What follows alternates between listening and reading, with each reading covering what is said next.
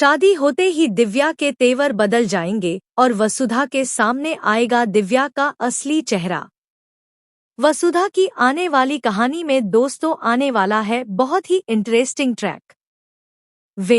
ये तो आप देख ही रहे हैं कि फाइनली करिश्मा की पोल खुल जाती है और करिश्मा को अरेस्ट कर लिया जाता है। उसकी मां भी अरेस्ट हो जाती है। इसके बाद चंद्रिका अपने बच्चों से नाराज नजर आती है और अपनी नाराजगी जाहिर करती है।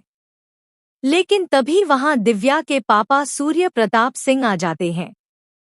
जी हाँ, वह चंद्रिका से हाथ जोड़कर माफी मांगते हैं और कहते हैं कि उनसे बहुत बड़ी गलतफहमी हो गई थी।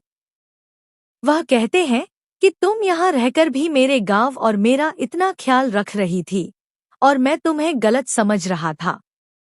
इसके बाद फाइनली सब कुछ ठीक हो जाता है। चंद्रिका और सूर्य प्रताप सिंह एक दूसरे को माफ कर देते हैं। इसके बाद चंद्रिका अविनाश और दिव्या की शादी के लिए तैयार हो जाती है। बड़ी ही खुशमिजाज तरीके से दिव्या और अविनाश की शादी कराई जाती है। सभी लोग खूब एंजॉय करते हैं, सारे रिचुअल्स पूरे होते हैं और माहौल बेहद खुशहाल नजर आता है। वहीं अब आगे देखने को मिलेगा कि देव वसुधा से पायल को लेकर सवाल करता है और कहता है कि यह पायल तो मैंने तुम्हें दी थी, यह तुम्हारी ही है ना। इस पर वसु कहती है कि वह पायल ऐसे नहीं लेगी, बल्कि इसे तो पैरों में पहनानी चाहिए। इसके बाद देव सोच में पड़ जाता है कि वह वसु को यह पायल कैसे पहनाए। एक तरफ जहां वसु और देव की प्रेम कहानी आगे बढ़ रही है और देव भी कहीं न कहीं वसु से प्यार करने लगा है, वहीं दूसरी तरफ एक नया ट्विस्ट आने वाला है।